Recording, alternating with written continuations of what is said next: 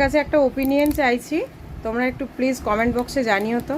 সোমনাথ কিছুতেই মানতে চাইছে না, ডাক্তারের কাছে বলছে যাব না, ওষুধ খাবো না, বলছে ওই ওষুধ খেলে নাকি সারা বছর সারা জীবন খেতে হবে যতদিন বাঁচবো।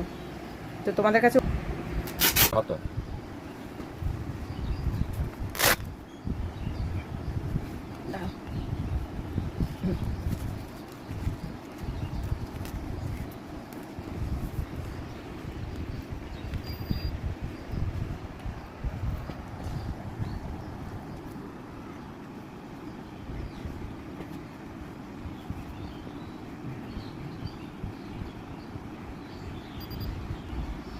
দেখো প্রেশারটা দেখো 147/106। আর এই জোনটা দেখো কোথায় গেছে, ইয়েলোতে চলে গেল, রেডে। আর হার্টবিটটা আছে 92, ঠিক আছে। তো ওর প্রেশার এতটাই হাই থাকছে এখন পুরো সকালবেলা, তাতে এতটা প্রেশার হাই। শুধু বলছে এই দেখো, এই যে সজনে পাতার রস আমি ফুটতে দিয়েছি, সজনে পাতা ফুটিয়ে খাওয়াচ্ছি ওকে। বারবার বলছি যে এইসব জিনিস সজনে পাতা দিয়ে এইসব হবে না, এটা ওষুধ খেতে হবে।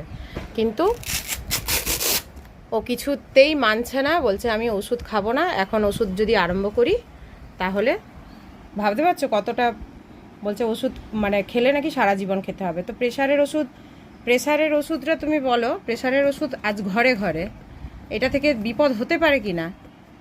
এটা নিয়ে আমার ঘরে এখন সারা দিন রাত চলছে, কিন্তু ও ডাক্তারের কাছে যাবে না। এবারে ও কি ছোট কচি খোকা যে ওকে আমি নিয়ে যাব কোলে পিঠে করে? তোমরা একটু কমেন্ট।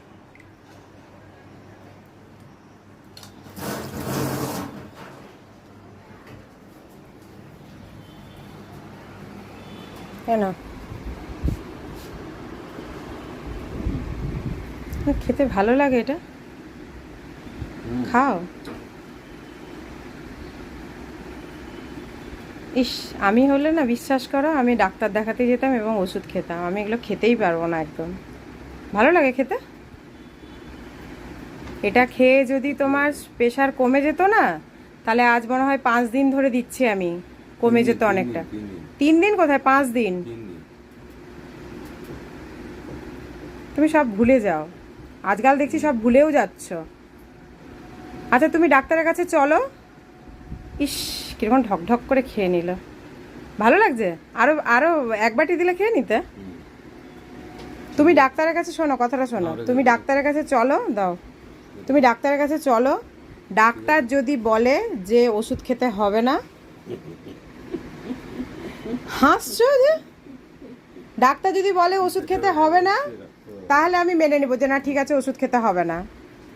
কিন্তু ডাক্তার যদি বলে আরে ওইগুলো সুগার প্রেশার এগুলো সব ঘরে ঘরে সবাই খাচ্ছে ওষুধ গো, বিরক্ত হচ্ছ কেন? তো ভিডিও করছি বলে বিরক্ত হচ্ছ? সবাইকে আমি দেখাচ্ছি তো, আমার যারা বন্ধুরা আছে সবাইকে দেখাচ্ছি। শুধু রাখো, চেহারাটা দেখো কি হচ্ছে ডিউটি করে করে।